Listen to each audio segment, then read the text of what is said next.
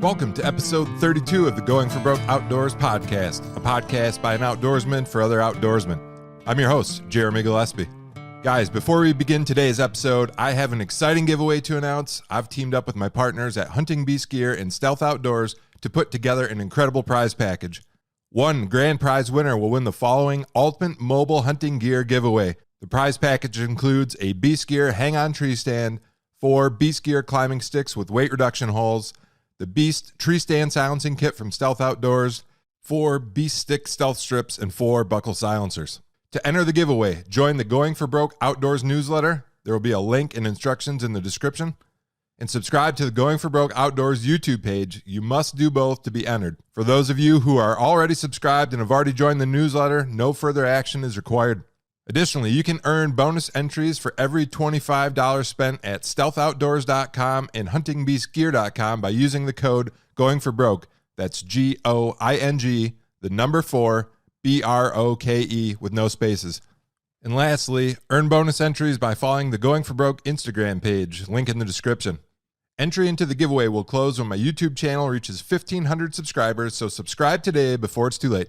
On today's podcast, I welcome Jace Allen to the show. Jace hails from Missouri and is 27 years old, but has an incredible resume for a hunter of his age, including a few Boone and Crockett caliber animals. Going against the times, Jace relies almost entirely on woodsmanship and glassing rather than trail cameras to locate and target mature deer. In this episode, Jace and I dissect his methods, discuss early season tactics, finding vulnerabilities in a mature buck's area, Jace's approach to ground hunting, and his plans for 2023. And last note, I want to thank everyone listening for the continued support. If you're listening on an audio-only platform like Spotify or Apple Podcasts, I would generally appreciate a review of the podcast on your favorite audio platform. Finally, I want to give a huge shout out to Stealth Outdoors at www.stealthoutdoors.com and Hunting Beast Gear at www.huntingbeastgear.com for partnering with my podcast to put together such an amazing prize package. Now, on to the podcast. All right, today on the podcast, I'm joined by Jace Allen. Jace, how you doing today? Pretty good, man. How are you doing? I'm doing great. For people who aren't already familiar with you, give us a brief introduction and how you became involved in the outdoors. Well, my name is Jace Allen. I grew up in a town called Bonne Terre, Missouri. Got my start in hunting. My grandpa hunted, my dad hunted, so it's kind of a heritage thing for me. Every year going into Washington County rifle season, we had our big deer camp, and that's where I started hunting, and then kind of developed, and I started hunting with a bow, started going out on my own, on my own adventures. Went to college in 2014 and really set out on my own, started hunting some public land. Whenever I first started venturing out on my own, I was carrying a recurve around, didn't have a tree stand, just hunted off the ground. It was a big challenge to just kill a deer back then. And as I've gotten older and, spent more time in the field, I picked the compound back up. I picked a stand up here in 2019, and things have just kind of blossomed from there. We need to address a pretty serious topic up front here. When I first started seeing your post on social media, you had a pretty rad looking mullet, so inquiring minds want to know what happened to the mullet and when are you going to make that comeback for that? The mullet got hot in the summertime. Kind of a bitch to deal with. I don't know if we'll see it again. I got a decent one going on right now. I decided to let my hair go out for deer season, so that way I don't get cold during the late season. But we're past that now, so I don't know. We'll see. It was pretty easy to recognize you on social media back then. That's probably when I first started noticing your name popping up in some of your posts. So, Now the mustache, it'll always be here. All right, we got half the outfit complete then. Yeah, I was primed out then. I guess I'm past my prime now. Well, on a more serious topic, Jace, my last guest on the show, Ethan Eskew, he's like you. He's a relatively young guy, but you've both already taken some really nice deer. So I'm interested in the story of what you'd consider to be your first big buck. And specifically, I'd like to know the story on that deer, how you found it, how you killed it, and what did you learn from that experience? Sure. So my first big buck, I'm actually looking at him right now. It's about 100 and, low 140s 10-pointer. This was back in 2010. So 2010 was actually the first year that I had set out on my own. And I was hunting on my own, but, it wasn't any of the spots that I had found. It was spots that, my dad had showed me on a piece of private ground there in Washington County. And it was early season. September the 18th, I'm out there, and I'd never shot a deer with a bow before. And September the 18th, I went out. This is a cattle farm, so there's fields that are fescue, and then the rest of it's, big timber, pretty big hills in there. So the plan was, get to a place where, there was a bunch of grass that the cows hadn't messed with for a while. And this was one of my, favorite spots to go. I have a lot of good memories, with my dad there, growing up hunting. And September the 18th, I went there and I shot my first doe with a bow. And the next evening, I went back to the same spot and I shot that deer. It was a phenomenal hunt.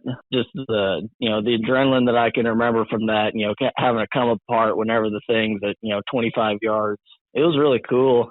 I guess what I learned from that was, and I still need to, take some of my own advice today, but, sure, sometimes you have to sit in a spot a couple of days to let that spot work, not necessarily all the time, is the spot going to work the first time that you're in there. Sometimes you got to give it a couple of days. So I guess that was one of my big takeaways from that experience. Yeah, and I do a lot of mobile hunting myself, and that's kind of been a recurring theme. So a lot of the guys that I know, so I've on the Hunting Beast forum pretty regular. You're probably at least familiar with Dan Infalter's forum. And when I first started joining that, the emphasis is on mobility, right? Move around, fresh sits. And I probably took that to an extreme. I know a lot of people that also follow the Hunting Beast, their first couple of years did the same thing. Now I've trended back towards what you're saying is certain areas, right? And to me, and maybe you can fill in some features that would make an area good for multiple hunts. So obviously some areas don't set up well for multiple hunts, but some do. So what do you look for in an area if you're going to sit multiple times? What's important to you? I guess the most important thing, I know it's been said a bunch of times, but you have to have a good access, good, entry and exit route, because, you tromp through there a couple times and, it doesn't take too long before, the deer catch on to you. That can go the same for early season, that can go for the rut, in the rut, the doe group that's in that area, if they catch on to you, then they'll just move around you. And because the bucks are following the does, they'll start going around you as well. Sure. Do you got any setups where you've got really good bulletproof access? And if so, what do those look like? Any terrain features or water, anything that's helping you keep your access clean? Here in the last couple of years, I can't say I could think of some that I could do, but I don't really have one go-to spot anymore. That's just, a year in, year out, place that I go hunt anymore. Kind of like we were saying, about the mobile hunting. I want to go to new spots and experience new things. I guess just some, general good access is, where you don't cross any deer trails. While you're there, the deer don't wind you. Water's phenomenal access. Going up a really steep draw, like you just said, that's really phenomenal access. But I don't really have that good of an example or off the top of my head. I think those are some more common ones that people are aware of, but it's always good to reiterate. And if nothing else, just thinking intelligently or critically through your access. I think that's always real important as well. Yeah, for sure. Let's talk about timing of the season. I've listened to some of your other podcasts, and I think I already know the answer, but for people that haven't listened to those podcasts, do you have a favorite part of the season? Are you a early season, a rut, a late season, and why is that particular point in the season your favorite? Oh, man. I really do love every time of the year. Every time of the year, has its advantages, has its disadvantages. Here in the last couple of years, it's really been early season as far as killing these big bucks on public land. I love late season at heart. I think it's an awesome time of year to be out. There's less pressure, in the woods. You can get away with more things scent-wise just because, whenever you have those, dry, cold conditions, there's less scent coming off your body. Yeah, I'd agree 100% with that. Yeah, and, also the wind will flow through the woods a lot better, in contrast to early season where, you have all this foliage on and it's hard to get your scent out of where you're at, unless you're, on an evening hunt. and, you have a good thermal drop or something like that. Nothing like hoofing it through the hills early season, getting all sweaty, and then have your scent pooling all over. Oh, yeah. Yeah, it's definitely burned me quite a few times. But for my goals now, I'd have to say early season is probably my favorite, just because, these deer, they haven't been messed with all summer. They're still somewhat on their summer pattern. And I like to find patterns. I like to reason things. And so I'm going to say early season for that. I don't know how familiar you are with me personally, but I actually lived in Michigan most of my life, and I moved out to Montana about 4 years ago now. In Michigan, they have a set date opener, so the archery opener is always October 1st. But in Montana, archery opener is always the first Saturday in September, so sometimes it's the first, and the latest is the 7th. And I tell you what, one, Montana has way lower pressure, and two, night and day difference for me, and early season is now my favorite time also. And so I had a biologist, and I've mentioned this once or twice before on the podcast, but I had a biologist from Penn State on, and he talked about home range size. And in September, before the pre-rut, before the deer shed their velvet and really start moving around a whole lot, they've got really small home ranges. So I'd like to hear your experience with that, because it seems like to me, and I always say this too, feast or famine. Like if you're on the bucks early season, you're on them, and a lot of times more than one. But if you're not on them at all. So what's your experience been like locating deer, and how do you approach those early season hunts?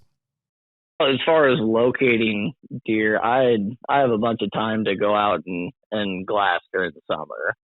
I get behind the spotting scope. I might get really up high in a tree to where I can see a long ways. I want to use my eyeballs early season. That's going to give me the best information. I think in the past, whenever I'm doing like my winter scouting or whatever, and this is like not in like hill country.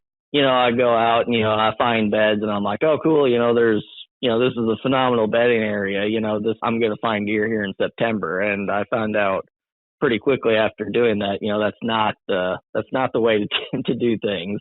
It just doesn't work. Yeah. Elaborate on that a little bit. Why have you found for you that doesn't work out?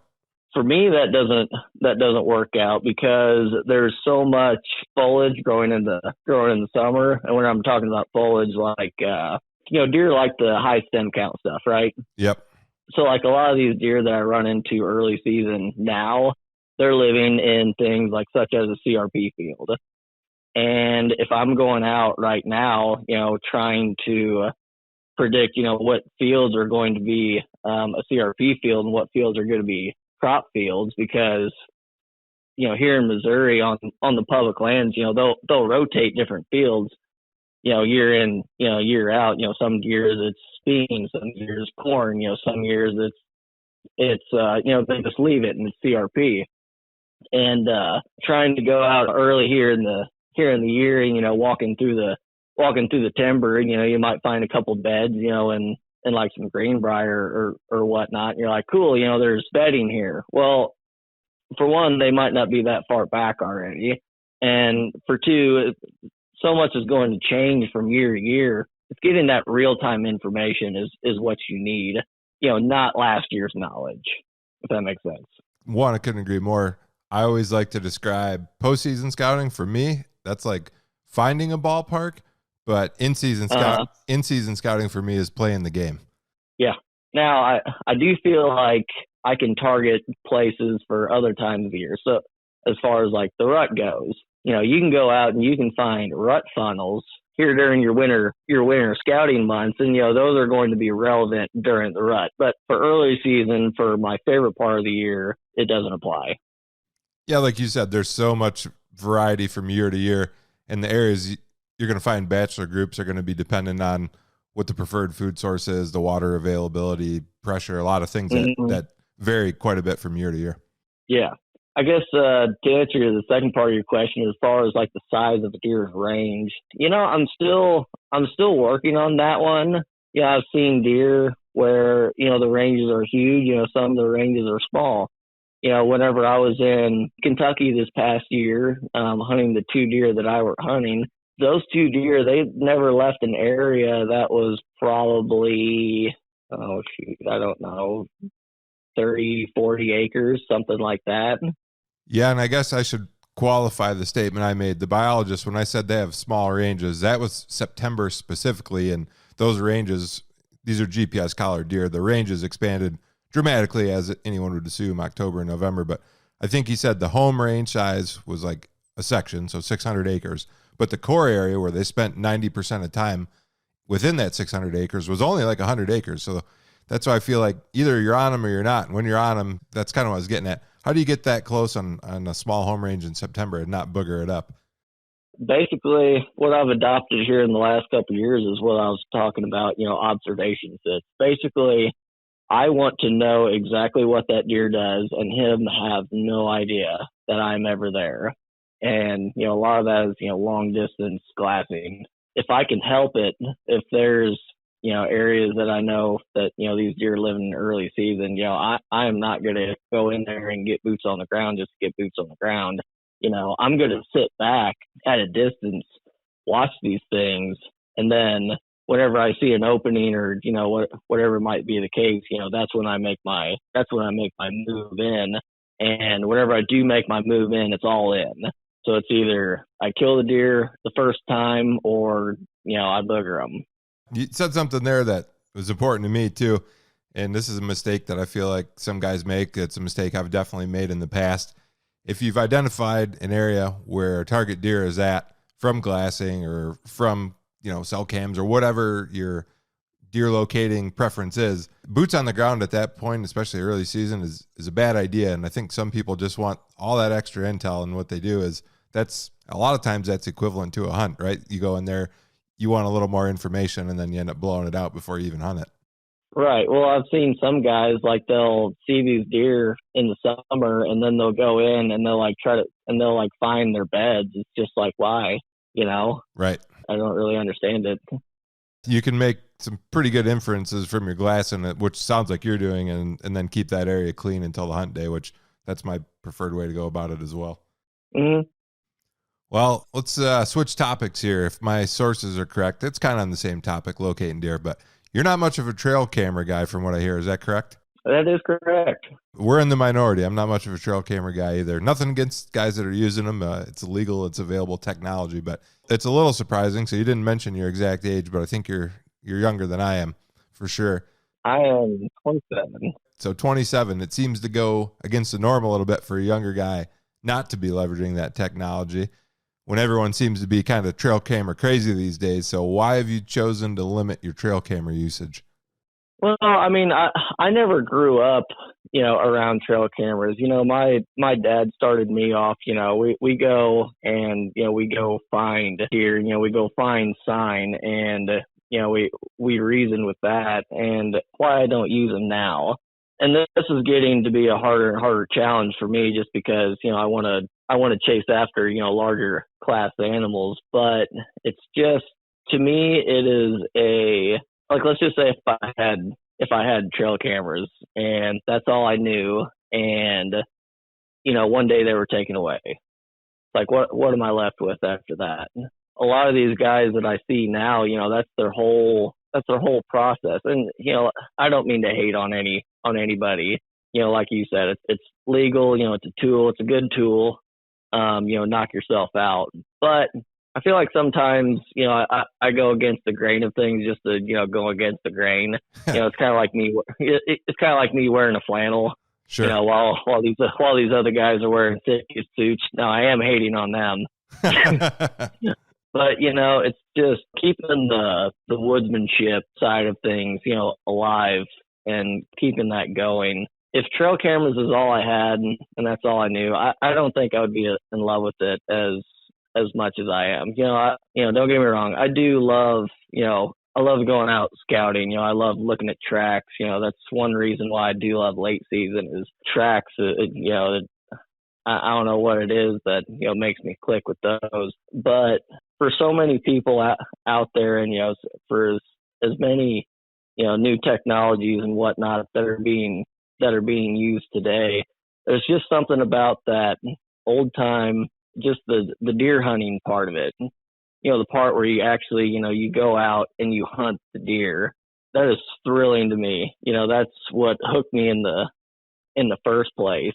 If it was something like I watch a deer on a trail camera, for a couple days, and I go kill him because he's been daylighting or whatever on that camera, it's going to cheapen the experience for me. I'm the same way. And again, not hating. I mean, to each their own. It is a great tool. It's an effective tool. But I've found, so I haven't used a camera, and I've used them before for sure. Never sell cameras, but again, nothing against people using cell cameras. But I haven't used one since I moved out here. And part of the reason is some of the areas that I hunt are geographically far away. So it's, it's inconvenient, or it costs a lot of money. Some of the areas that I hunt, they are only open during the hunting season, so you can't get on them outside of that. So you can't run cameras on those. And then the other thing is, I found out I just really, not for everybody, but I genuinely enjoy being surprised when I see a deer for the first time. Like, wow, look at that thing. Had no idea that was around. Right. Yeah. I mean, I love that too. Sometimes that's led me to shooting smaller deer than I meant to, because I got excited. But, hey, that's part of the game. And the other thing, and I've talked about this with my friends, maybe I mentioned this on the podcast. Let's say, just for an example, I have a camera out and I've got 3 bucks that I would shoot, but one is quite a bit bigger than the other one. I feel like I'm going to be less happy, or not even shoot maybe buck number 2 or number 3, where otherwise I'd be very happy with those. But because I know, let's say there's a 180-inch deer around, I'm not going to shoot a 150. And otherwise I'd be thrilled to shoot that. So. Right. Well, I mean, that's part of the, advantage to trail cameras is, you have that knowledge of, what's in there. Not saying that you can't get that information otherwise, but, depending on your topography or where you're at, let's say you're, in, I hunted New York a little bit, very briefly last year. And it's just like, if you want to target a bigger animal there, scouting's probably not going to cut it. You need intel that, that deer is there. So. Yeah, and that's a great point. Geography plays a big role in that. I know in Michigan, a lot of deer, but the age structure isn't there. So to find a bigger elk deer, definitely harder, and it's not as glassing friendly, obviously, as Montana, the open spaces. So definitely a place for trail cameras. And then the other thing, I heard you mention on another podcast, you might add cameras, and you kind of alluded to that earlier here, into the mix on out-of-state hunts where you don't have the time to glass, or you don't know the areas as well, just to target the caliber of deer that you're after on these shorter duration hunts. So if you do that, what's that going to look like for you? Boy, that's a good question. I've seen the power of cell cameras and, what real-time, information can do. I don't know if I would go that route or just run regular cameras. But I mean, what that would kind of look like for me is, just be, casting the net a little further. And ideally, I would like to leave a camera over there for like a year and, let it soak, do like that method. Sure. Like hang it over a scrape or, a well-used trail or, something like that, just so I have some intel on, timing of that spot or whatever, else information, I can get from it. Now, if I had cell cameras, and I haven't really thought about this a whole lot because I'm still on the fence, that might be a completely different story. So I don't really know. No, that's fine. Just curious because I'm in the same boat. So I've got a couple areas now that I've learned pretty well in Montana where I know there's going to be a solid deer in there. I don't know what it's going to be, but I don't have to run a camera because there's going to be a deer in there probably. And I'm still at the point where like anything over 140, I'm definitely shooting. So I know I'm going to run into a deer like that sooner or later on one of these properties. So I don't feel like I'm there yet, but if I get to the point or decide to in the future where, let's say I only want to shoot 160s, I think I'm going to end up in the same predicament because those deer get a lot harder to find, period. So I'd like to hear your experience on this because in Missouri, I imagine, and this would be kind of a hypothetical, let's say you're on 10 different parcels and you find good sign on 4 of those. Well, 3 of those deer might be 130, 140 type mature deer, and one could be 160 plus, right? But it's hard to differentiate that just based on the sign. That's where the cameras really help, I think, clue you into like, okay, I want to focus my time on this parcel that's got the big one. Yeah. I mean, that's exactly why I would use trail cameras.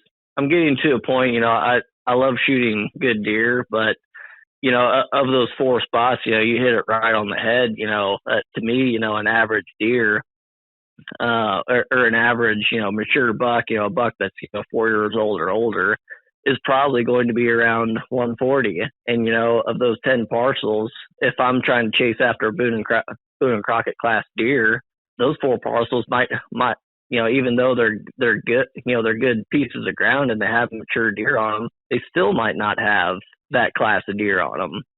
And that's where the trail cameras, that's where they shine. So, you can focus your time in on those places that has a deer that that you want to chase. And, that's where the whole, trail camera thing is going for me, is just having the knowledge that that deer is there. Because in Missouri early season, whenever I have all summer to glass, I can find a deer that I want to chase here. But let's say beyond that, like let's say the rut, and let's say especially late season, just finding that deer is so valuable, because most of my late season was spent just simply searching. And I searched and searched and searched, and I found some places where I thought a 4-year-old was living, but I have no idea what they had on their head because I never saw them. It's not like Montana. I joke around and tell people there's a booner behind every tree, but I live in the plains area and there's hardly any trees. So kind of like that in Missouri too. I think people get the impression in the Midwest, like more so Iowa and Kansas, but Missouri too. I know you guys have 2 buck tags and a fair amount more pressure and hunting or gun season during the rut and stuff. So that makes it tougher. But I think people get the impression, if they haven't hunted these states, like, oh, it's easier. There's big bucks everywhere. But I mean, you would have as good of idea as anyone. That's not the case. So I understand what you say when you're searching around, just trying to find a deer that you're interested in hunting. Yeah. That's it's funny because Ethan on the last episode, he's in West Virginia, but he talked about the same thing.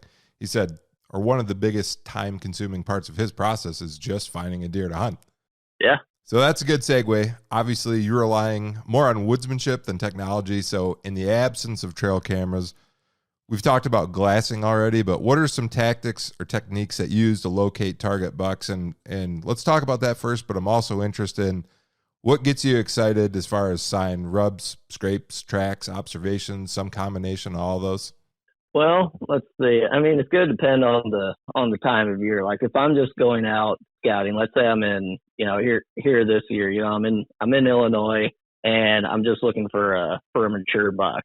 Let's see. I was there late season.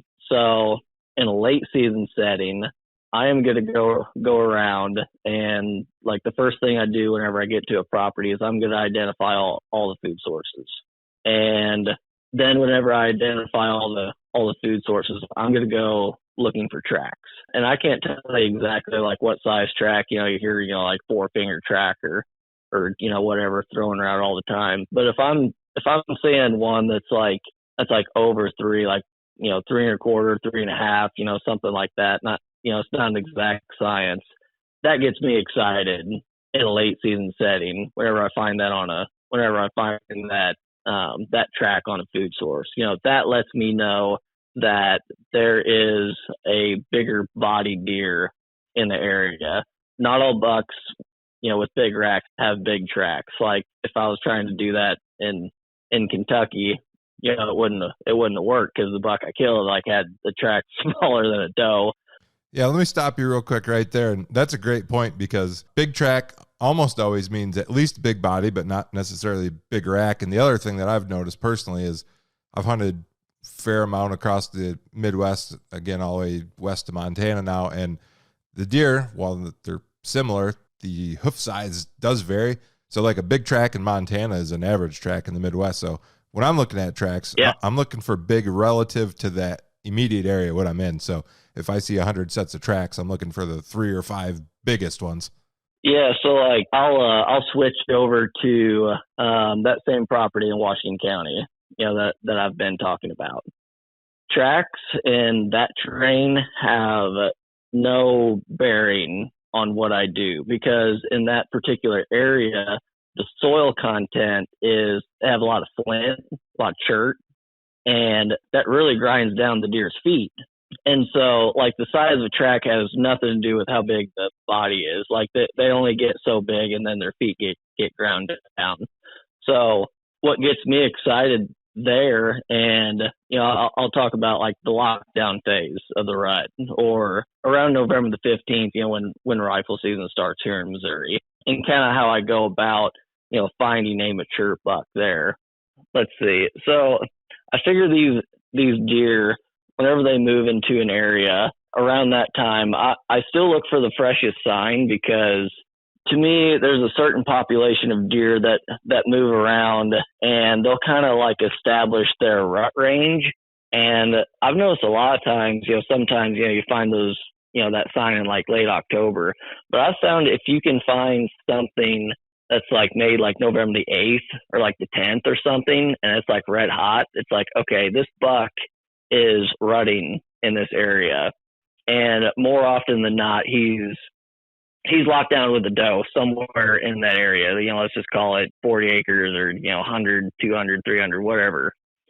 So I know that property well enough to where I can go to main travel hubs, and, you know, whether that's a saddle on a ridge, you know, whether that's a knob, you know, a thermal hub, and I'll go to those places and I'll look for, I mean, really, you know, a lot of rubs specifically. Sometimes scrapes. It just kind of depends on the place. But there's places with historic rubs, and if I can find new rubs that are relatively the same size, especially if they're overlaying those old rubs, it's like, okay, you know, this deer is here, and then I have this area, and then from there, you know, I start circling that area until I find that deer. So last year in November, there was a certain ridge that, and this was a scrape scenario. So I know that based on, you know, what's happened there in years past from experience, there's this one scrape, and if it's opened up, then I know that there's a mature buck, you know, using that area to rut. And I've learned over time, you know, how to hunt that whenever there is a buck in that area, because the draws in there are really, really thick and nasty. And, you know, if you get in the bottom of those, you know, the wind starts swirling and whatnot, and that's where these deer are. But I've also learned, you know, where these deer cross this certain ridge, you know, so I can get up high, you know, get my wind up and out of there, and, you know, have an advantage on the deer. Real quick, I want to touch on two things you said there. The first one was circling an area. What do you mean when you say circling an area? Are you bouncing around within like 5 acre, 10 acre chunks? You doing something else? What's that mean to you? To me, that means that could be a pretty immediate thing, or that might be a little more drawn out process, you know, just depending on what area of that farm that sign is in. So, like, I'll use an example. 2 years ago, I killed a buck. You know, he's got really big brow tines. He's got this big antler coming out of his eyeball. I've seen that. That's a sweet buck. Yeah, that was a really cool deer. So that one, I had a gun, and that also influences what I do as well, whether I have a gun or a bow, and also what the conditions are for that day. I could get pretty long-winded on that one if you wanted me to. But whenever I'm, you know, like going through an area, let's just say that buck in particular, whenever I found that sign, you know, I was going along this fence line, and I knew there'd been rubs just right off in this draw, you know, historically, and I was passing by it, and I saw there was, you know, new rubs there. I mean, like, dead fresh. And I'm just like, okay, I've hunted this in the past, and so my plan was for the next couple of days, I was going to bounce around to the better spots that I knew for deer, and that's how I was going to go about that. Like we were saying, a lot of this is just about locating a deer that you want to chase. And then whenever you do find that area, it's like kind of like working on this theory a little bit. It's like doing your best job at just hunting deer, which is still what you should do, but you need to be in the areas where that bigger buck is at. Does that make sense? I think that makes sense. So on that point, the other thing that you said, I'm going to back up a little bit now. When we started talking about circling an area, you mentioned the thick, nasty draws and you found a spot on the ridge. So I think that's important too, is to find a vulnerability where you can have a hunting friendly setup for the wind or whatever it is that's causing an issue. So how do you go about finding those spots? Is there something you look for in like the terrain or the vegetation? Are these spots you've learned through observation over time, some combination of that? So let's say you're talking to me and I'm running into an issue where I'm getting winded, but I know there's a big buck in the area. What would be your advice to me? How do I find an area where this deer is going to be vulnerable? What's worked for you? Well, I would say first is like hunting low in that kind of hill country, especially if you have a bow in your hand, you're just kind of cutting your throat with that. Really what a guy should do is get up high to where you can get the wind working for you, get the thermals working for you. As soon as you get down low, that wind starts swirling and it's kind of a nightmare. So if I can find somewhere where I can get the wind to work for me, then that's going to be a good situation. And most of that time, hunting up higher on these ridges is going to be that answer. So if I can find where these deer are crossing a high point, that's where I'm probably going to go. It's going to be, like you just said, a hunter friendly spot to where if a deer does come through there, I'm going to get them killed and they're not going to smell me. If I'm in the bottom of the draw, or someplace where the wind's swirling, I have a lot less chance of ever even seeing that deer because, just because the wind is swirling so bad. Sure. Sometimes, it's trial and error on these spots. That deer that I was just talking about, finding where he crossed the ridge, I learned how a mature buck uses that area whenever there is one rutting in there. I learned that back in 2012 whenever I was hunting a different deer in there. So there was like an 8-year span where there wasn't a mature buck using that area. But because I hunted that deer back in 2012, because I have that experience, I already knew, I was a step ahead of him. I already knew how he was going to use that area. And so that gave me the advantage. Sometimes if you are going into a new spot and, you don't know exactly what's going to happen, this one can get kind of tricky. But if you're like, okay, I think this is the spot, but you're not for sure, it might be a good idea just to back up, a little bit. Yeah. Just in case, because if you see that deer and, he's working this one trail and, he's 100 yards away, that's not the end of the world, because now where that deer is coming through and, you can move in, to kill that deer, later on.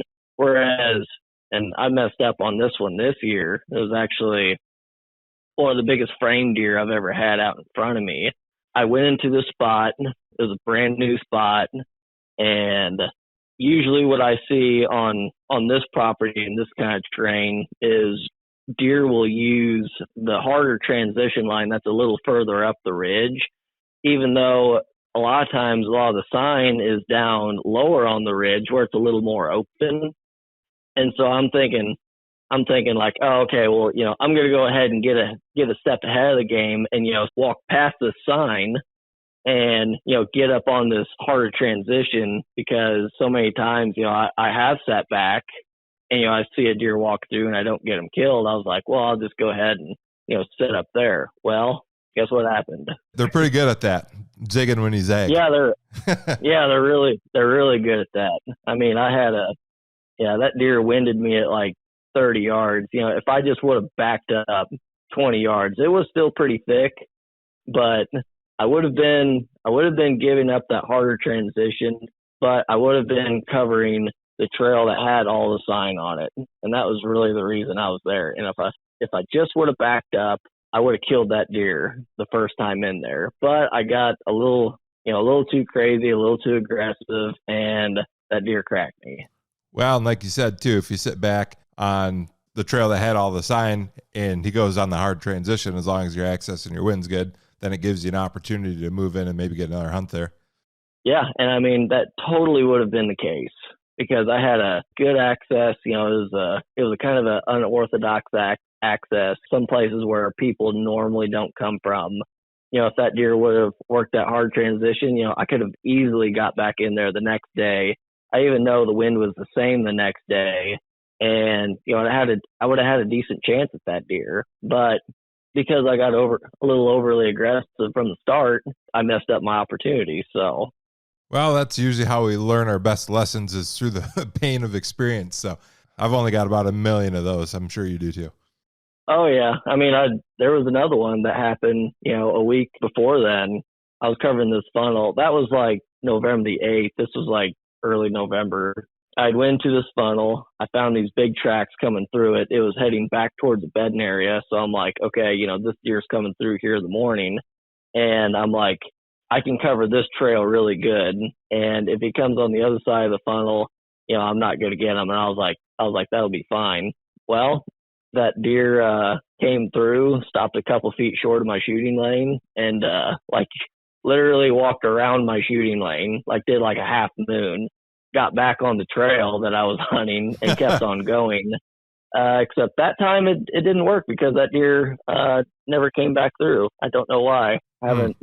And that's an area that I know really, really well. And I didn't know that deer before then, and he has not been seen after. So yeah, it wouldn't be fun if you killed them all, though, would it?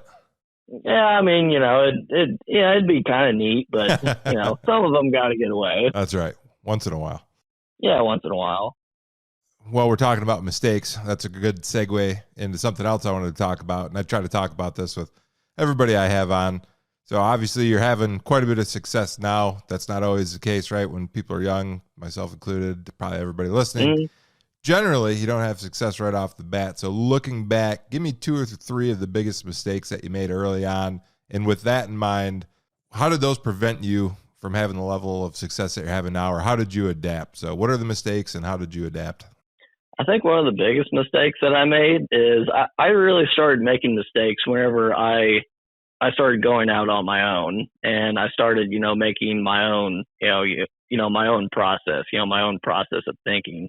Like I said, one of the biggest mistakes I made was going out in the winter and scouting a whole bunch and thinking that I'm going to know what's going to happen that next season. Like I said, it just didn't work. I think that was one of the biggest mistakes that I made. Let's talk about that a little more, because so many people say postseason scout. Now, I understand what you're saying. That's not all directly translatable, especially to a state with an early opener like September. What you see in February, March, April probably isn't going to translate. But did you learn anything from postseason scouting, or were you just applying it wrong? Maybe what's your takeaways there? I think I was just applying it wrong, because it did sure up the fact that, deer, do bed, in certain places, for a certain reason. Like, let's just say, wind direction. Like this hillside will be good, for a deer to bed on a south wind. And this went on for an entire season. This was like 3 years or 3 or 4 years ago or something like that. Is what I would do is I would have that spot in mind. It's like where that deer or, where that bed was on that hillside, it'd be September, whatever. And I would go in and try to make a play on that bed or that bedding area. And that was based completely on information that I'd found from the previous spring. And it took me a long time to figure out that it's the real-time scouting information is what you need. Give me 1 or 2 more mistakes that you made early on. So we talked about doing the postseason scouting, and maybe that wasn't applying completely during the season. What's something else, maybe one other thing that you did early on that kind of hindered your success that you're not doing anymore? Well, this might be a little different one, but not taking the time to study a deer's anatomy or shot placement on deer. I have a specific example back in the day. I was hunting over a scrape. I was hunting on the ground, and this giant 8-pointer was walking in, and he was quartered to, and he stopped at like 15 yards.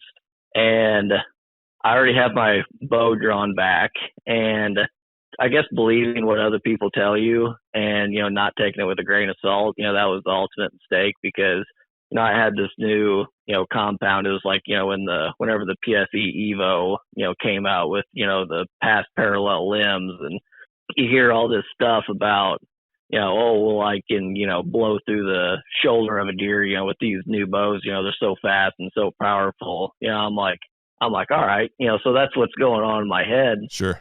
And this deer comes in and my pin goes behind the deer's shoulder. And I'm like, well, I don't want to shoot him that far back. And it goes in front of the deer's shoulder. And I'm like, well, I don't want to shoot him that too far forward. So I'm like, screw it.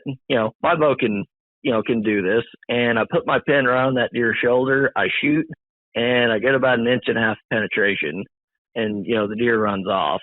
So then after that, I really took the time to study a deer's anatomy because, there's going to be quite a few, different shots that you have. And if you talk to guys, it's like, oh, well, what would you do? Let's just say, like a frontal shot. I think most guys are probably going to aim too low. And by the way, I don't feel comfortable taking frontal shots. I feel like that's a pretty low percentage deal there, just speaking personally. Sure. But like also, like how far back do the lungs go? And something I learned last year was if the deer is like quartering two, you need to shoot them a little bit higher because those lungs, go back, into the deer's chest cavity. They also go up a little bit. Yep. And it got close to costing me a deer because I had one, this was a Illinois January buck and, quartering two, and I shot him right behind the shoulder, just slightly low, like I always do. And I'm lucky that I skimmed the heart like I did because I only hit one lung on that deer. So that was kind of eye-opening. I talk to buddies now, they see an arrow, hit a deer pretty high, and, they're thinking, well, I had to hit that deer, in the lungs. I was probably like below the spine. It's like, no, you gotta realize, like, the spine is down there a little bit, and there's vertebrae on top of that spine, right in between where the, where the back straps are. Yep. That's another thing that, that I've learned throughout time. So I'm going to say, studying, not really taking the time to study deer's anatomy. That's another mistake that I've made in the past. Just to dovetail off what you said there, especially with the spine, something that I've found that a fair amount of people don't realize is that if you're starting from the back of the deer moving forward, as you get closer to the front shoulder, the vertebrae in the spine actually dips down quite a bit. So you got to be lower than you think up front to get into the lungs. And like you said, the farther you get towards the rear end of the deer, the lungs are actually higher. So yeah, those little intricacies can definitely make a difference on a tight shot. Yeah, for sure. Well, you mentioned ground hunting there. That was something else that I wanted to talk to you about. So give me some of your best lessons learned hunting from the ground. And I'd like to know specifically, what are the challenges for you and what do you think the benefits are? I've been waiting for somebody to ask me about ground hunting because honestly, it's probably, what I've done the most. I'm a big fan. That's why I'm asking. Anytime I can get tips from somebody else that's doing it, I'm interested. But I've killed quite a few deer in the last few years off the ground, and I love it. So sorry, I'm babbling, but go ahead. The first thing that I'm going to say is I'm going to make a distinction between actually making a setup on the ground and, that versus stalking a deer. Stalking a deer is completely different from, making setups on the ground. And, I hear people that are asked questions and, I'll pick on the, hunting public for just a brief moment. I've heard them, get questions asked in the past. What's some good tips for, making a good ground setup? And, they go into, talking about stalking through landscape on deer. And I just wanted to make that distinction. So I'm going to talk about best practices for making a setup on the ground. Okay. So whenever you're hunting deer on the ground, the first thing is we need to learn about a deer's vision and where they detect danger, at what degree, and how far a deer can actually see, and then what they feel is safe after a certain degree. So what I'm talking about is a deer can see, I believe it's 270 degrees around, but most of the time where they're actually, detecting for danger is 180 degrees. And the first mistake I see people do all the time, and I mean all the time, is they want to set up on the ground like they set up for a tree stand hunt, which is you see the deer coming in, you draw while the deer is quarter to, and then you shoot them whenever they're broadside. And for hunting on the ground, that is suicide, because you are in that deer's range of view that they're still looking for danger. So if they pick up any sort of movement or anything, they're going to be alerted to it right away. So I would say the first thing that a guy needs to do, just wait a second. And really when you're supposed to draw is whenever that deer gets broadside or gets past you, and really get letting that deer get past you to where you have a quartering away shot. That's what you really need to do. I agree completely. And my philosophy is draw real early or draw late, because exactly what you said, if you're on the ground, especially a lot of times I'm not hunting out of a natural ground blind or something that I've built. I'm kind of half spot and stock, kind of half still hunting a lot of times when I'm bow hunting on the ground. So I don't normally have a blind, I'm tucking into cover or conifer or whatever I can. But if I see a deer, I either draw with its head down quite a ways early and just gamble I can hold it as long as I'm going to need to, or I'm doing exactly what you said. And a lot of times that's a better option, is to let that deer get by you and then draw, and the quartering away is a better shot angle anyways. Yeah, for sure. And if a deer is, let's say you're stuck in a situation, you're still hunting, whatever, and you do have that deer, working into you.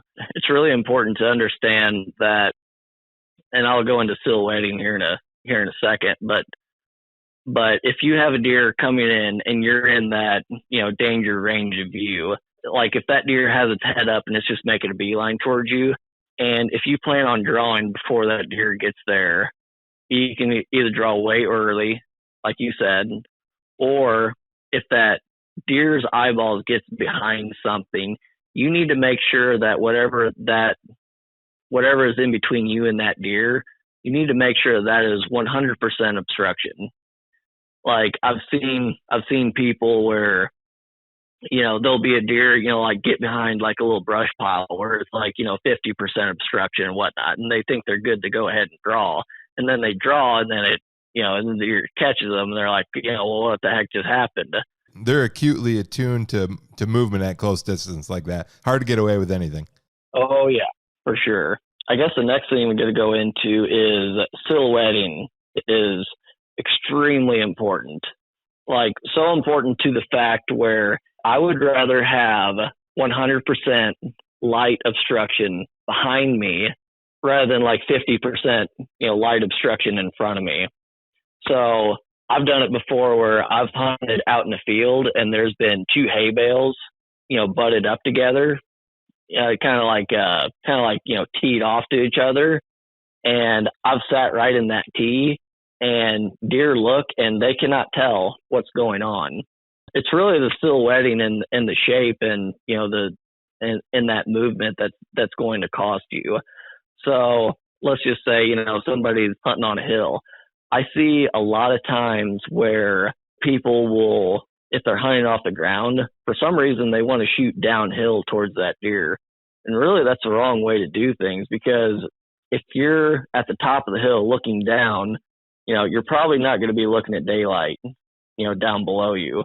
But if you look uphill, more than likely going to see daylight up there. And so really you need to be downhill of that deer. And, for the evening, it makes sense too, because your thermals are dropping. Silhouetting is so important, whenever it comes to ground hunting. I guess just to kind of summarize that thought, it's a lot more important to know whenever you're making up your plan of, whatever kind of, ground hunt you're going to do for the, the day, is make a point to visualize where that deer is going to be at, and then where that deer is going to be looking at to you, through you, and what's going to be behind you. Because I've seen a lot of people, they'll just like hide behind a log and, there's daylight underneath the log and, on top of the log and, they think they're fine and they're not. If I can get somewhere where there's always going to be something, behind me, like let's just say, it's a little embankment, or a levee or, something like that, something to where there's not any light getting through behind you. That is going to be your best odds situation. You can get away with, if you're really careful on your movement, you can get away with, stuff that's maybe not quite, like that. Let's just say, if you sit up in a brush pile, with a bunch of, or a treetop, there's a lot of stuff going on. It can kind of break up your outline. That can work as well. But like I said, it's really what's behind you is what matters. I'd agree 100%. Yeah. More opaque, the better. Like large tree trunks in Montana, for me, there's a lot of big cottonwood. So if I don't have a blind, I'm always trying to be tight to a large cottonwood, or like I said, a deadfall, but hopefully the deadfall touches the ground. Like you said, you don't have that light coming in from underneath. You're right. I mean, that's what they're picking up on, is that silhouette of movement against light. So that's great tips there for sure. I want to talk about in-season scouting, because you're not using trail cameras. I'm not using trail cameras. To me, in-season scouting, like you said, real-time info, that's huge. And you've got a more old-school approach for sure. So what does your in-season scouting look like? And second, so first, what does it look like? And second, how do you balance in-season scouting with putting too much pressure on an area? Because we kind of talked about that too. It's a fine balance. So what are you doing there? Yeah, so as far as like not being too intrusive, as far as like scouting an area, a lot of this is going to be perimeter based. So like, let's just say, let's go back to, our late season situation to where, I'm scouting, and I'm trying to figure out, where these deer are entering and exiting, a field. I'm not going to walk like 50 yards inside the cover and try to find these trails. I'm going to stay out on the perimeter, on the field edge. And I can tell you pretty well, where these deer are going to be coming in and out just by staying on that perimeter. It's kind of the same thing as like finding the rubs and, the old historical sign that I was talking about, the hill country in Washington County, staying in places where, there's going to be, there's going to be a chance that there's sign there, but there's not also going to be deer bedding right there. Another thing could be like scouting from where humans normally walk. So like scouting from walking trails, that's something that I've found to be, really effective, even if it is close to a deer's bedding area, because, they're used to humans being in that place. And depending on how the walking trails, lay out there, if there's like dirt on these walking trails or, 2 tracks or whatever, that's a perimeter in a sense. I can't say that I specifically go in and like try to do like a bump and dump. I have done it before. It's mostly been on accident, but that's going to be what I'm going to say. It's like do a lot of your scouting like perimeter based. Now, when you're doing perimeter based scouting in your home turf, obviously, I'm assuming you've already located a buck and he's in the area. But what about on an out of state hunt? What's your in-season scouting look like? For example, let's go. A lot of people might not know. I know, and it's been publicized pretty well. You shot a really big buck in Kentucky early season this year. So what's your in-season scouting look like there? Because I think I heard you say maybe read it in the article or another podcast that you had never been to Kentucky. So what's your process look like for locating a good deer on an out-of-state hunt, your in-season scouting there? So that was rather open country. So all of that scouting, it was zero boots on the ground. That was all, identifying observation points and, doing like we were talking about earlier on the podcast and just, getting in places where you can use your eyeballs as a form of scouting or, boots on the ground. That's going to be my strategy there. Let's just say that this was a new piece of ground where I had to run in with that really big frame deer that I messed up on. I was using a creek to scout and navigate through this landscape. that's kind of another form of perimeter based scouting. There I was, looking for rubs, scrapes, hot sign. I think you get to a certain point where it's kind of hard to define, what exactly your tactic of scouting is, because, that changes, so much, throughout the season. We talked about tracks, and again, I'm going to go back to something that makes sense to me, and I think other people have said this, but when I'm looking at tracks, I mentioned I'm looking at big tracks relative to the area, and when I'm scouting for sign, I'm looking for concentrated sign relative to the area. So if I'm not seeing anything and I see a group of 3 or 4 rubs, that catches my eye. But if I'm in an area that's all rutted up, in November and there's sign everywhere, then I need to see even more. Is that how you're operating? I know you said it's different in every area, but it seems like that's a good baseline for me. Yeah, I mean, I'd say that's my baseline as well. As far as like Kentucky goes, my whole process there was, there's quite a bit of time to spend in the car looking at what all different kind of cover the area had to offer. Whether that be CRP, whether that be autumn olive, whether that be corn, beans, like these deer were in, whatever that may be. So I'm looking for the type of cover that these deer are going to be in first. In that instance, as I was just looking, trying to find general pattern of how these deer are living, in this environment. And, that kind of went on, beyond the public land, because I want to get like a big picture view of, what's going on. And, let's just say, I'm a mile away, I see a deer off the road or whatever, that's going to give me, some piece of information on, what like the general pattern could be. I eventually found out through observation sits that, those deer, they were living in the soybeans part of the time. I think they were living in the corn the rest of the time, like I see, in a lot of places, but that's just kind of how that one turned out. Now you bring up an important point there, and my buddy Joel, he came on for an episode, and we've been hunting out of state quite a while now, maybe closing in on a decade. And boy, we've made a lot of mistakes, but one of the things that we have learned over time and that we implement now is exactly what you said, especially in a new area. It sounds like your first time to Kentucky. Your instinct, at least mine was, when you get to a new place is I got to hunt. But what we've learned, and it sounds like you implemented too, is take some time to learn the area, because you're going to get so much more information in a day or 2 days or 3 days of doing that. And that's going to help you really narrow down where you need to be, because you can spin your wheels up pretty good if you're just tackling it, the 100% of the map. You get some of those, like you said, big picture view. Okay, 80% of the deer and beans and corn. Well, now I can narrow down my focus pretty good. Right.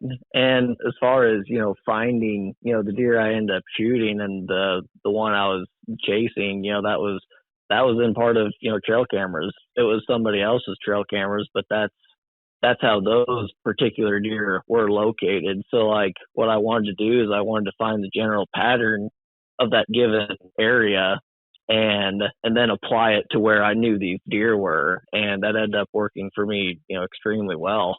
Yeah, I'd say that's a heck of a buck you got this year. Yeah. Yeah, he's pretty nice. I'm looking at him right now. Well, Jace, we're kind of running up on time. So 2 last things here. First of all, before we close it out, speaking of looking at that nice buck, where can people find you on social media if they want to check out your pictures and your hunts, and you post a lot of good stuff online too? Where can they find you at? So Facebook and Instagram, my name is Jace Allen, JACEALLEN. On Instagram, you can find me by name too, or by my beloved Instagram handle, Nature of the Beast. All these hunts that I'm doing, they'll be on the Whitetail Addictions YouTube channel. My hunt from last year where I shot 3 deer, it's up on there, ready for everybody's viewing. And in the future, the story of Mr. Krabs is going to be up on there as well. So that's where you can find me. That's awesome. And then I want to close out with, you set the bar pretty high for yourself, shot some great bucks the last few years. So what are your plans and goals for 23? What are you hoping to get done, or where are you thinking about heading? So I know exactly where I'm going to head whenever I do go back to Kentucky next year. Is I have a bone to pick with that deer that the other deer that was giving me a good run for my money down there. Sure. So that's my first and foremost plans. Beyond that, I'm a little bit of fly by night. I try to set some pretty high goals for myself to, chase after. But, like this last year, my goals changed because 2 years ago, I shot 2 deer that were, in the Boone and Crockett class. And all of a sudden I had a really good opportunity to try to do it again. I got really close. It didn't happen, but I don't know. I guess we'll see. If I do start using trail cameras out of state, it might give me that little nugget of information that I need to try to chase after another Boone and Crockett class deer. But it's kind of hard saying. I guess we'll see. Oh, it's awesome. Well, hey, I want to thank you. Appreciate your time. Tons of great information in this episode. I'm always excited to get them out, but some new stuff here that I don't think I've heard from some of my guests. So definitely excited to get that out, and just want to turn it over to you if there's anything else you want to say or things that you think are important before we wrap it up here. I would say spend as much time as you can out in the field. Use all the tools that you can. Use your, here in the last 2 years, observation sits has been, a huge part of my success. And, I have to, thank my friend, Hunter Hogan for that. You can find him on social media as well. He's the one that taught me that, our eyeballs are a really, really phenomenal tool for, figuring out deer and, patterning deer and, getting up high and using that tool is really, really beneficial. So observe, kill. That's what I'm going to say. Great advice. I think we're two peas in a pod, and I mean, it's easier out west for sure, but I do tons of glassing now, and that's been pretty effective for me also. So, hey, just want to thank you again for your time. If you ever want to come back on, be glad to have you on again, and good luck this fall. Yes, sir. Thank you. Appreciate it.